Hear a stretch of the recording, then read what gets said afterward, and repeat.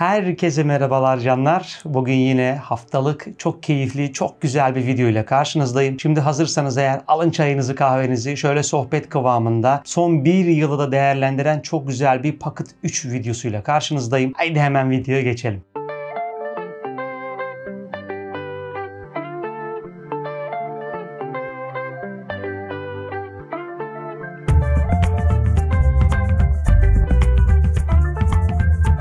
Videoya giriş yapmadan önce her zaman yaptığım nacizane ricamı yine tekrarlıyorum canlar. Eğer bu video vesilesiyle sizinle kanalda ilk kez karşılaşıyorsak ve ilk kez kanalımda sizi misafir ediyorsam videoya bir beğeniniz, aşağıya bir yorumunuz ve kanala bir aboneliğiniz gerçekten şöyle alnımızın terini silmek anlamına gelir. Hiç lafı uzatmadan hemen videoya devam ediyoruz. Bu videoyu hazırladığım tarihlerde DJI Osmo Pocket 3 neredeyse piyasaya sürüleli bir yılı geçti. Piyasaya sürüldüğü ilk günden itibaren devrim niteliğinde olarak duyurdu bunu DJI firması ve amiyane tabirle özellikle içerik üreticiler arasında peynir ekmek gibi sattı ki ben de bunlardan biriyim. İlk çıktığı tarihlerde hemen satın almıştım bu cihazı. Geçtiğimiz bir yıllık süre zarfında kanalımda DJI Osmo Pocket 3'ün kutu açılımından testlerine, aksesuar tanıtımlarından sinematik çekim metodlarına, hacklerden ipuçlarına kadar birçok video ürettim ve tüm bu ürettiğim videoların sonucunda üretiminden itibaren bir yılı aşkın bir süre geçmiş cihaz. Hala bugün de yatırım yapmaya değer mi? Hala bu cihaza vereceğiniz parayı hak ediyor mu? Gelin bir yıllık tecrübelerle birlikte bu konu hakkında size samimi ve gerçek fikirlerimi belirteyim. Bildiğiniz gibi kanalıma video içerikler üretirken çeşitli kameralar ve ekipmanlar kullanıyorum. Bunları şöyle bir sıralayacak olursak DJI Mini 3 Pro drone, DJI Action 3 aksiyon kamerası, bir iPhone 13 ve DJI Osmo Pocket 3. Fakat bunların içinde içeriklerimin neredeyse %80'ini ürettiğim kameram DJI Osmo Pocket 3. Şu anda hala yaptığım gibi kamera sizi o kadar çok kendine bağlıyor ki içeriklerimin gördüğünüz gibi çoğunluğunu DJI Osmo Pocket 3 ile çekmeye bağlamış durumdayım. DJI Osmo Pocket serisinin şöyle geçmişine bakacak olursak DJI Osmo Pocket 1 piyasaya sürüldüğünde gerçekten o da devrim niteliğindeydi. Çünkü bu kadar küçük, bu kadar kompakt bir cihazın kullanıcıya sunulması çok büyük heyecan yaratmıştı. Fakat gerçekten ilk cihazın çok fazla eksikliği ve falsosu vardı diyebilirim. Bunların başında keskinlik problemi geliyordu. Gerçekten Pocket 1 ile çektiğiniz videolar aşırı keskindi. Onun dışında gimbaldeki ufak tefek hatalar, joystick'indeki belirsizlikler falan derken DJI aslında Pocket 1 serisini bir beta sürümü gibi kullandı diyebilirim. Bunun üzerine DJI Osmo Pocket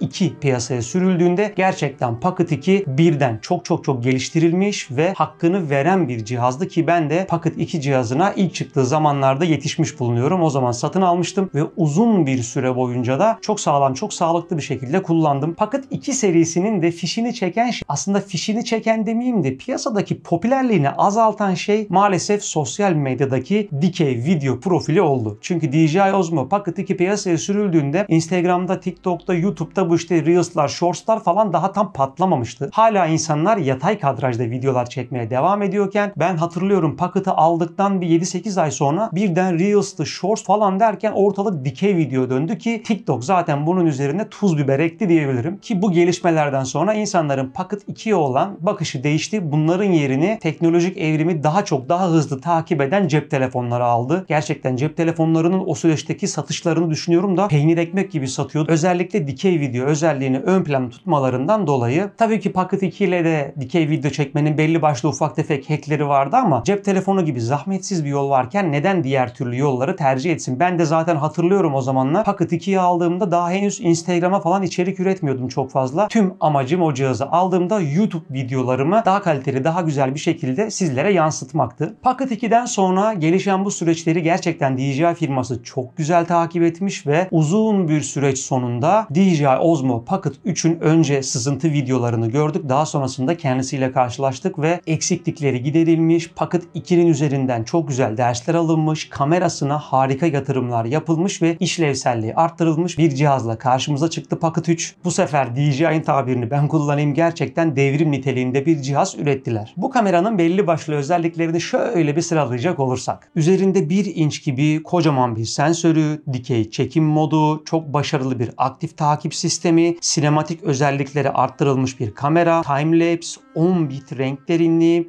harika şekilde gerçekleşen hızlı şarj, çok net, çok belirgin çekimlere sahip gece modu, panorama çekimi, 4K'da slow motion'da 10 bit renk derinliği, 2 adet harika odak modu ve bunların üzerine geliştirilmiş 3 aksisli mükemmel bir gimbal. Şimdi bu özet bilgilerden sonra gelin şu bir yıllık süreç içinde olumlu olumsuz tüm tecrübelerimi sırasıyla aktarmaya başlayayım size. Eğer dikkatinizi çeken bir bölüm olursa da aşağıya zaman bölümleri olarak da konu ekleyeceğim. Oradan atlayarak da aklınıza takılan bölümlere hızlıca erişebilirsiniz. Birinci özelliğimiz küçüklüğüne asla aldanmayın. Yani küçüklüğü sizi negatif anlamda güdülemesin. Çünkü cihaz küçüklüğüne nazaran oldukça pratik, hızlı ve net. Yani gimbal kullanmayı, kamera kullanmayı hiç bilmeseniz bile tek yapmanız gereken şey çalıştırma tuşuna basıp kayda başlayıp ondan sonra bitirmek. Bu kadar pratik ve bu kadar net bir cihaz. Ayrıca bu cihazdan önce eğer DSLR kıvamında bir kamera kullandıysanız da Pocket 3'ü elinize aldığınızda gerçekten yok gibi hissedeceksiniz. O kadar hafif ve o kadar pratik bir makine. Bu aklınızın bir kenarında bulunsun. Paket içerisinden çıkan Pocket 3 ham haliyle aslında DJI Osmo Pocket 1 ve Pocket 2'den bir hayli büyük ve kalın gibi görünse de aslında hala çok küçük bir cihaz. Özellikle elleri biraz büyük veya parmakları biraz kalın kullanıcıysanız cihazı kullanmakta, tutmakta zorlanabilirsiniz. Çünkü Pocket 3'ün dahili mikrofonları cihazın hemen arkasında. Eğer kavrama yoluyla bu cihazı tutacaksanız mikrofonlara engel olmuş oluyorsunuz. Bunu önlemek için de mutlaka altına yerleştirilen tripod aparatını ve hatta mümkünse o monopod kıvamındaki tripodunu da takmanız size daha rahat bir kullanım ve daha güvenli bir tutuş sağlayacaktır. Aklınızın bir kenarında bulunsun. Cihazı eğer Creator Combo paketi olarak satın alırsanız, ki bence Creator Combo paketi almanız son derece mantıklı çünkü içinden çıkan aksesuarlar bence o verdiğiniz fiyat farkına kesinlikle değecektir. Bir tane battery handle sahibi oluyorsunuz. Battery handle'dan kastımız da şu. Bildiğiniz gibi DJI Osmo Pocket 3 4K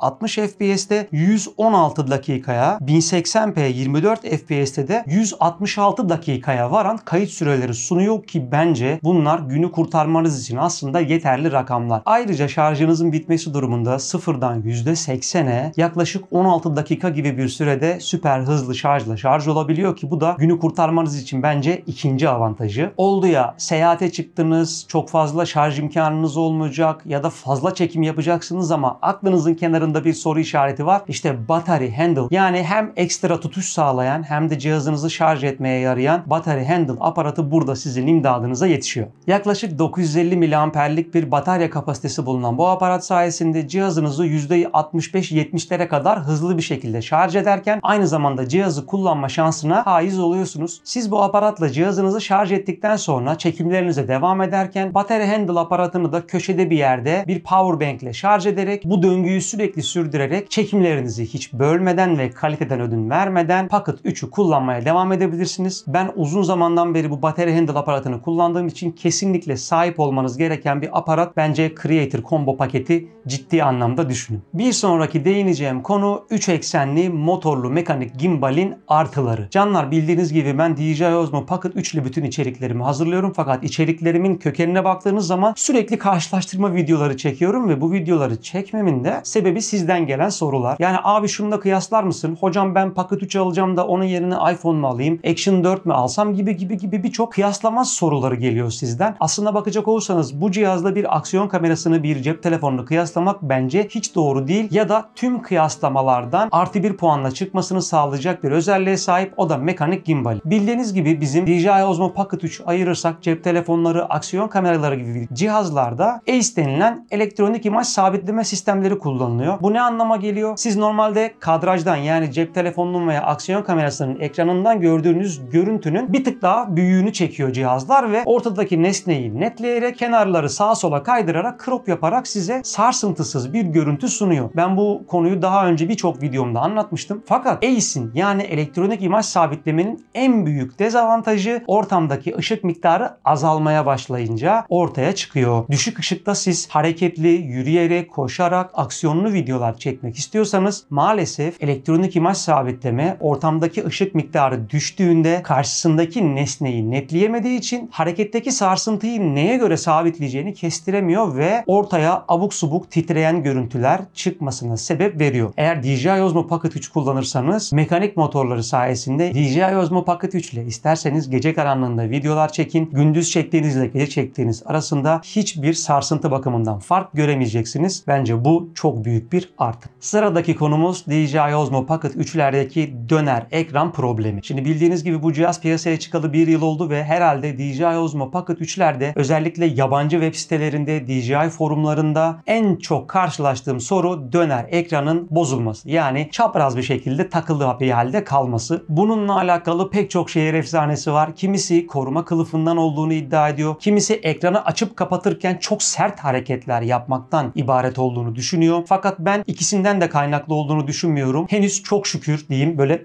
tahtaya vurayım, bu problemle karşılaşmadım. Fakat bu döner ekran problemini yaklaşık 1. 2. aydan itibaren özellikle yabancı içerik üreticilerinde gördüğüm için kendimce bir takım basit önlemler aldım diyebilirim. Şimdi gelin size bu aldığım önlemlerden bahsedeyim. Birincisi, ben bu cihazla çekimler yaparken eğer çok sinematik çekimler yapmayacaksam veya kadrajı çok büyük görmem gerekmiyorsa ekranı hiç döndürerek cihazı çalıştırmıyorum. Cihazı direkt açma kapama düğmesinden çalıştırıyorum ve cihazın ekranı dik iken yatay videolar çekiyorum. Yani aslında benim gibi Pocket 2'den gelenler için o dik ekranda yatay video çekmek, yani küçük görmenin çok bir eksisi yok. Ben zaten yıllarca DJI Pocket 2'de o küçücük ekranda yatay videolar çektim. Çok yadırgamıyorum. Bu haldeyken de yine dik ve yatay video çekmeyi yukarıdaki ayarlar bölümünden oluşturduğum sık kullanılan ayarlar bölümünden erişerek yapıyorum. Yani 4K 30 FPS'te bir yatay kaydım var ve 1080p 30 FPS'te de Instagram, TikTok ve YouTube için hazırlamış olduğum bir dikey kadrajım var. Bu ayarlar arasında hızlıca geçerek ekranı hiç döndürmeden, kendimi strese sokmadan amiyane tabirle çekimlerimi yapmaya çalışıyorum. Tabii ki kadrajı büyük görmem gereken, ekranı büyük görmem gereken bir yer varsa da ekranı döndürüp kullanıyorum artık. Şans, nasip, kısmet diyelim. Şu ana kadar dediğim gibi bir sorun yaşamadım. İnşallah uzunca bir sürede yaşamam. Fakat eğer bu sorunu yaşıyorsanız mutlaka DJI teknik servisleriyle iletişime geçin. Çünkü yurt dışı videolarında gördüğüm kadarıyla DJI bu tarz arızalarda direkt ürün değişimine gidiyor. Umarım Türkiye'deki servislerde aynı kaliteyi gösterir bizlere. Sırada bahsedeceğim konu koruma kılıfı ve taşıma çantası. Taşıma çantası ile alakalı hiçbir negatif yorumum yok. Gerçekten çok kaliteli, su geçirmiyor. Ben çünkü aşırı sağanak yağmurlar altında falan bu çanta elimdeyken yakalanmışlığım oldu ve hiçbir şekilde su geçirmiyor. Seyahate giderken tüm aksesuarların tek bir çanta içinde toplanması gerçekten kafanızı çok rahat yapıyor. Ayrıca bir yerden bir yere çekime giderken de acaba aksesuar unuttum mu? Şunu yanıma aldım mı? Endişesini de içinizden alıyor. Bu yönden puanım artı. Onun dışında gelelim koruma kılıfına. Koruma kılıfı ile alakalı dediğim gibi çok fazla şehir efsanesi var. Çok sıkı olduğundan dolayı cihazı içinden çıkarırken aslında ekrana zarar verdiğini söyleyenler var. Fakat ben böyle bir sorunun olduğunu düşünmüyorum ki koruma kılıfları bence de zaten biraz sıkı olmalı ki cihaz içinden kolay kolay çıkmasın ve düşmesin. Fakat şöyle bir negatif eleştirim var. DJI Osmo Pocket 2 kullanırken onun koruma kılıfına hastaydım çünkü gimbalin tamamını kendi içerisinde muhafaza ediyordu. Çok güzel bir koruma yöntemi vardı. Gel gelelim DJI Osmo Pocket 3'te DJI birazcık estetiklik yapalım derken bence cihazın koruma kılıfının koruma özelliğinin neredeyse yarısını alıp götürmüş. Çünkü gimbalin ve motorların bağlı olduğu kısım cihazın yarı açık kısmında kalıyor. Ve bu sebeple de siz cihazı cebinizde taşırken böyle şıkır şıkır şıkır sesler geliyor veya elle cihaza çok rahat bir şekilde motorlara ve ekrana müdahale edebiliyorsunuz. Aslında cihaz koruma kılıfının içerisindeyken bana böyle bir müdahaleye izin vermemeli. Gel gelelim DJI bence burada birazcık işi gevşek tutmuş. Özellikle cihazı cebinizde taşırken, mont cebinde ve ceket cebinde taşırken ceplerinizde kalan böyle ufak tefek toz parçacıklarının veya işte hepimizin cebinde kalıyordur kağıt peçete parçalarının kameranın üzerine yapışması beni son derece sinir ediyordu. Sırf bu koruma kılıfının üstünün çok fazla miktarda açık olmasından dolayı. Ben de bununla alakalı araştırma yaparken forumlarda 3 boyutlu baskı ile oluşturulmuş üst kapak modeline denk geldim ve kendimi bu üst kapağı ürettim. Çok sorunsuz bir şekilde uzun bir süredir kullanıyorum. Yine çizen arkadaşın paylaştığı STL dosyasının da linkini aşağı bir yere bırakırım. Bence özellikle önümüz kış DJI Osmo Pocket 3'te çekime giderken mont cebinde falan taşıyorsanız kesinlikle bu 3 boyutlu baskıyı yaptırıp DJI Osmo Pocket 3'ünüzü tam korumaya alın. Sıradaki konumuz DJI Osmo Pocket 3 ile kullanabileceğimiz aksesuarlardan filtreler. Bildiğiniz gibi cihazımız bir geniş açı lensiyle geliyor. Bu geniş açı lensi gerçekten ballı kaymak. Çoğu yerde çok güzel işlevsellik sağlıyor. Özellikle bu lensi cihazınıza taktığınızda 108 derecelik çok geniş bir açıya sahip oluyorsunuz. Tabii ki cep telefonlarındaki 0.5'lik o geniş açılar gibi bir açı sunmuyor size ama çoğu zaman çoğu yerde gerçekten çekimlerinize çok güzel sekanslar katıyor. Bunu artı bir değer olarak sizlere söylüyorum. Onun dışında DJI'ın bizlere sunmuş olduğu bir negatiflikten bahsedecek olursam da koruma kılıfının içerisinde bir Black Mist filtre yuvası var. Fakat cihazın içinden Black Mist filtre çıkmıyor. Onu sizin ekstra bir ücret vererek satın almanız gerekiyor. Zaten 30-35 bin liralar verdiğiniz bir cihaz için ekstradan yani bir filtre daha almak neden ücrete tabi? Bunu da anlamış değilim. Bunu da negatiflik olarak söyleyeyim. Ben kendim 3. parti firmaların çıkarmış olduğu filtrelerden satın aldım. Özellikle çekimlerinize gerçekten güzel ve sinematik hava katması açısından ND, VND, Mist ve makro filtreleri kullanmanızı tavsiye ederim. Ki benim kanalda bununla alakalı hali hazırda bir filtre deneme videom var. Oradaki videoyu da izleyerek fikir sahibi olabilirsiniz. Ki şu an bu videoyu çekerken de Mist filtre DJI Osmo Pocket 3 cihazıma takılı. Bu filtreyi özellikle çoğu çekimimde kullandığım ve cihazın kamerasından hiç ayırmadığımı sık sık belirtiyorum. Bu da yine dipnot olarak burada bulunsun. Gelelim Pocket 3'ün bize sunduğu çekimlerdeki ekstralarına. Özellikle aklında abi ya Pocket 3 mü alsam yoksa şu cihazı mı alsam diye bir soru işareti olan arkadaşlarım. Şimdi o soru işaretini tamamen kaldıracak bir özellik söylüyorum. O da Active Track 6 özelliği. Gerçekten DJI Osmo Pocket 3'ü ve DJI cihazlarını özellikle droneları da diğer cihazlardan ayıran en önemli özellik aktif takip özelliğine yapmış olduğu yatırım diyebilirim. Nedir bu aktif takip özelliği? Siz cihazı herhangi bir yere bırakıyorsunuz. Kendinizi ya da herhangi bir nesneyi, bu bir araba olabilir, ağaç olabilir, heykel olabilir, her şey olabilir. Ekrandan belirliyorsunuz ve cihaz kendisine o nesneyi referans olarak algılıyor. Siz ister elinizde kamerayla bir yerden bir yere gidiyor olun, isterseniz kamera sizi çekiyor olsun. Hiçbir şekilde sizi takip etmeyi bırakmıyor. Bu özellikle tek başınıza çekim yapıyorsanız ve yanınızda sizi çekiminize yardımcı olacak kimse yoksa sanki bir kameramanla bu çekimi yapıyormuşsunuz gibi bir hava katıyor. Ayrıca vlog çekerken elinizde kamerayla bir yerden bir yere yürüyüp aynı zamanda kameraya bir şeyler anlatırken şu problemi çok sık yaşamışsınızdır. Kameraya mı bakayım, önüme mi bakayım ya da yavaş mı yürüyeyim, hızlı mı yürüyeyim, merdivenden mi düşerim, ayağım mı takılır korkusu hep aklınızın bir kenarında kalıyor. İşte aktif takip özelliği bu problemi de ortadan kaldırıyor. Siz ekranda kendinizi seçtikten sonra kameraya bakmanıza hiç gerek yok. Çünkü kamera daima sizi takip ediyor. Siz kamerayı elinizde sağdan sola, yukarıdan aşağı istediğiniz gibi gezdirin. Daima kadrajın ortasında siz oluyorsunuz. Bu gerçekten mükemmel bir çekim özelliği. Ayrıca aktif takip modunda sürekli kendinizi kadrajın ortasında görmek istemiyorsanız, arkanızda güzel bir manzara varsa veya bir ürün tanıtımı yapıyorsanız da gerçekten cihazın üzerinde aktif takibe entegre edilmiş bir dinamik çerçeve modu var ki ikisini birlikte kullanırsanız ballı kaymak. Kendinizi ekran üzerinde belirlenmiş karelerden herhangi bir bölüme tıklayarak sizi orada sabitlemesini sağlayabiliyorsunuz ki bu sayede arkanızdaki manzarayı veya tanıtmış olduğunuz ürünü alan derinliği özelliği katılarak çok güzel bir şekilde izleyicilere sunabiliyorsunuz. DJI'ın bize sunmuş olduğu bir diğer çekim artısı da Spin Shot modu. Aslında bu Spin Shot modu DJI'ın Osmo Mobile gibi el gimballerinde uzun süredir denediği ve kullandırdığı bir moddu bize. Bunun Pocket'a eklenmesi çok tatlı ve çok keyifli olmuş. Gelin şimdi hep birlikte Spin Shot moduna bakalım. Bu mod cihazınızla 180 derecelik veya 90 derecelik dönen eksenli videolar çekmenizi sağlıyor.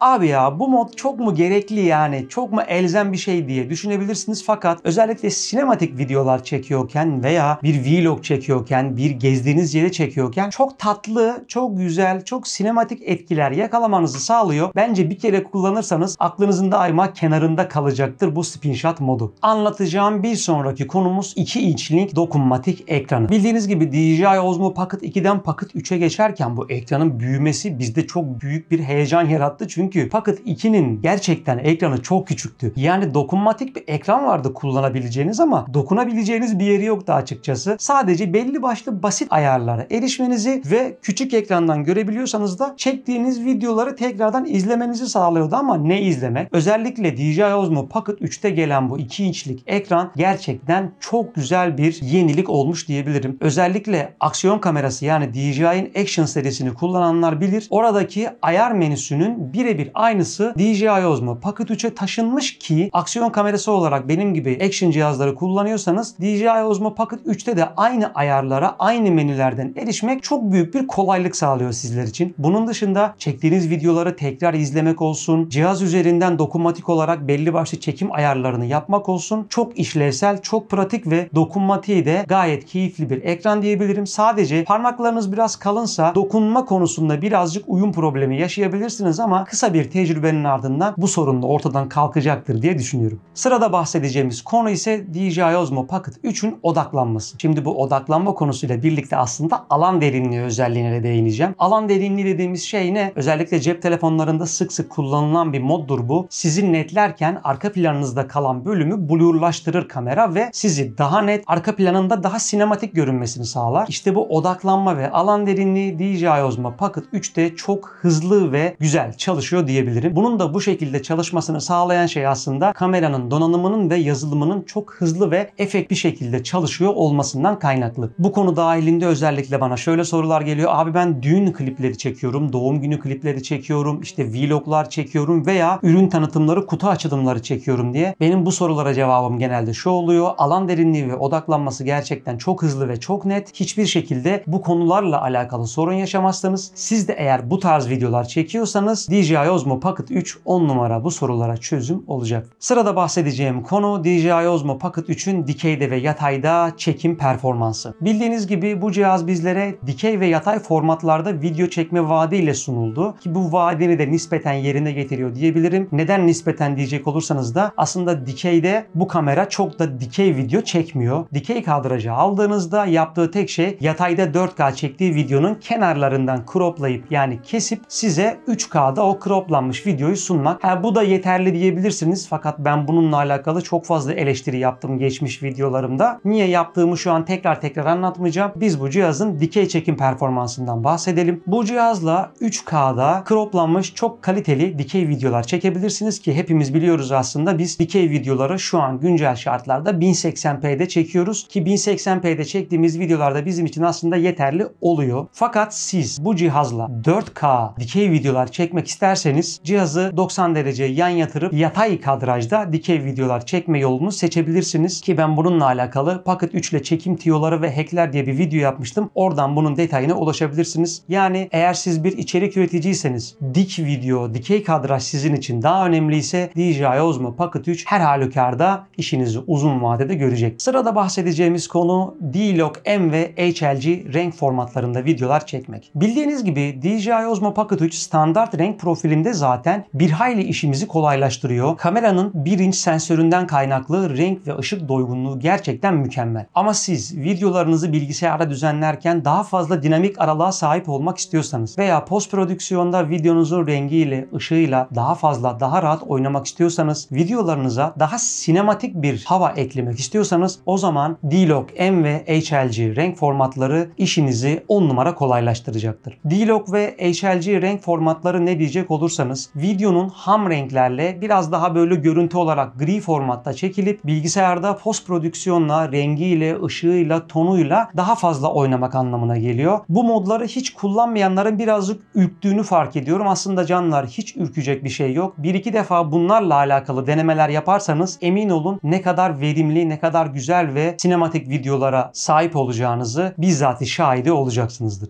Peki D-Log-M mi, HLG mi? Hangisini kullanmalıyım diyecek olursanız benim nacizane görüşüm şu şekilde. D-Log-M profili biraz daha sinematik, biraz daha soft videolar çekmenizi sağlarken HLG renk formatı ise günümüzdeki DSLR kameralarda aldığımız daha dijital, böyle gölgeyi içerisinde daha güzel saklayan, özellikle gece düşük ışıkta daha net, ışığı daha ön planda olan videolar çekmenizi sağlayan iki mod diyebilirim. İkisi de birbirinden güzel. İkisini de deneyerek tecrübe etmeniz benim kesinlikle size önerimdir.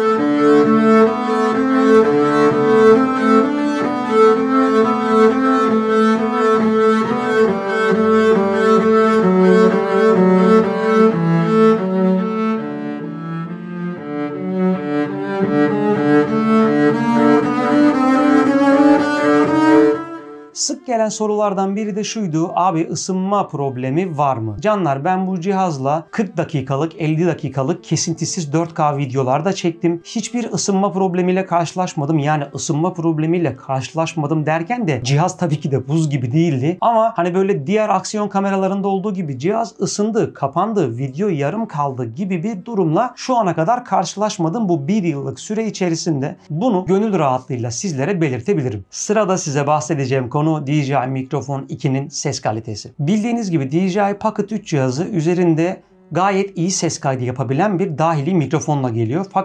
Fakat DJI Microphone 2'nin ses kalitesi o kadar iyi ki DJI'ın standart mikrofonlarını hiç kullanma gereği hissetmiyorsunuz. Gelin bununla alakalı yaptığım bir rüzgar testini sizlere izleteyim ve daha sonrasında devam edelim. Rüzgar gürültü azaltma kapalı. Bakalım arada bariz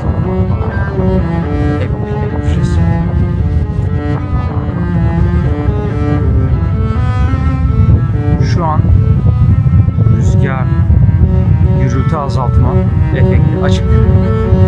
Bakalım nasıl bir etkisi var. Havada değişik bir rüzgar var. Eğer işe yarıyorsa şu an yaramalı bende. Şu an bu kaydı da DJI Microphone 2'den yapıyorum. Bakalım bu rüzgarlı ortamda nasıl bir etki yaratacak.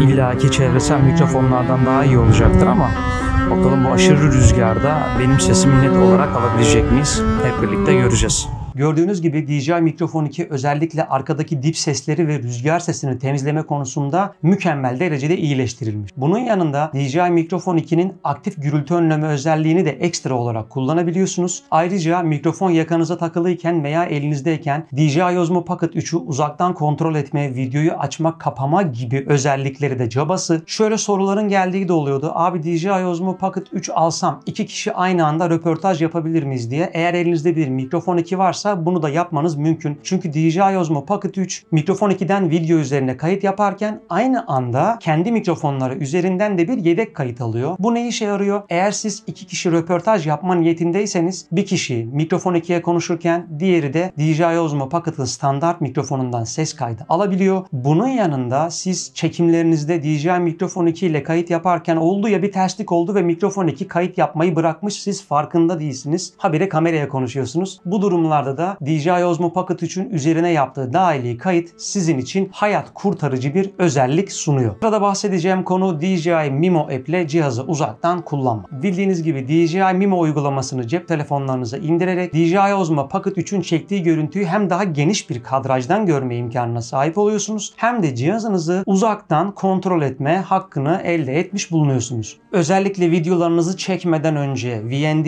ND filtre kullanıyorsanız ve manuel ayarlamalar yapıyorsanız cep telefonunun ekranı üzerinden daha geniş bir şekilde bu pozlamanızı, ISO'nuzu, enstantane hızınızı, netliğinizi, pozlama kilidinizi, pozlama telafisini yapmak sizin için daha kolay olabiliyor. Bu da yine aklınızın bir kenarında bulunsun. Bu cihazla alakalı söyleyebileceğim diğer bir artı özellik ise hareketli timelapse'ler çekiyor olmak. Bildiğiniz gibi timelapse yani hızlandırılmış videoları cep telefonlarıyla da çekebiliyoruz. Fakat onlarla çektiğimiz videolar genelde sabit oluyor. Yani tek yönlü, tek açılı videolar çekebiliyoruz. DJI Osmo Pocket 3'te ise siz ister sağdan sola, ister soldan sağa hareketli timelapse'ler çekebildiğiniz gibi timelapse'in yönünü kendiniz de ekrandan belirleyebiliyorsunuz. Bunlar gerçekten videolarınıza çok güzel artı özellikler katabilecek çekim türleri. Bu yönden de yine DJI Osmo Pocket 3 bence son bir yılda artı bir puanı hak ediyor. Sırada bahsedeceğimiz konu ağır çekim yani slow motion videolar. Bildiğiniz gibi DJI Osmo Pocket 3 4K'da 120 FPS ağır çekim video özelliği bize sunarken 1080p çözünürlüğe düşürdüğünüzde 240 FPS'te süper slow motion videolarda çekmenize olanak sağlıyor. Ha diyebilirsiniz ki ya 4K'da keşke 240 olsaydı. Bence de olsaydı ama 1080p çektiğiniz bir süper ağır çekim videoyu 4K'ya Premiere gibi, Final Cut gibi uygulamalarda çok rahat bir şekilde yedirebilirsiniz. Ben çoğu ağır çekim videomu 1080p'de çekip onu 4K'ya genişleterek videolarımın içerisine ekliyorum. Bunu da artı olarak belirteyim. Bir sonraki bahsedeceğimiz özellik ise cihazın üzerinde bulunan 1 inçlik devasa sensör. Sürekli sensör deyip duruyoruz arkadaşlar ama sensör nedir? Bu cihazlar üzerindeki sensörler ne işe yarıyor? Kısaca ondan bahsedeyim. En basit haliyle sensör kameramızın dışarıdan ne kadar ışık alabileceğini belirliyor. Bu ne işe yarıyor diyecek olursanız etrafımızdaki ışık miktarı azaldıkça kameranızın az ışıkta bile daha net, daha aydınlık ve daha güzel videolar çekmesini sağlıyor diyebilirim. DJI Osmo Pocket 3'ün türevlerinin kat ve kat önünde olmasını sağlayan bence en büyük özelliklerinden birisi de üzerinde bulundurduğu 1 inçlik sensörü. Bakalım DJI Osmo Pocket 3 1 inçlik sensörle bu kadar gözümüzü boyadı. Pocket 4'te acaba nasıl bir sensör gelecek? Şimdi herkes bu sorunun cevabını düşünüyor. DJI Osmo Pocket 3 ile alakalı konuşacağımız son konu da fiyatı. Bildiğiniz gibi ülkemizde 30-35 bin lira bandında satılıyor DJI Osmo Pocket 3'ler ve aynı fiyat perdesinde alabileceğiniz aslında birçok DSLR kamerada mevcut. Niye onları değil de bunu almalısınız da cevap verecek olursam, birincisi aşırı pratik, ikincisi çok hızlı, üçüncüsü çok küçük. Yani amatörden profesyonele herkesin çok kolay, çok basit bir şekilde kullanabileceği bir kamera DJI Osmo Pocket 3. Ben bu kadar bilgi verdikten sonra yorum sizin. Sizce üzerinden bir yıl geçmesine rağmen DJI Osmo Pocket 3'e hala yatırım yapılır mı? Yorumunuz ve herhangi bir sorunuz varsa aşağıda alırım. Onun dışında videoyu izlediğiniz için teşekkür ederim. Bir sonraki videoda görüşene kadar kendinize çok iyi bakın canlar. Görüşürüz.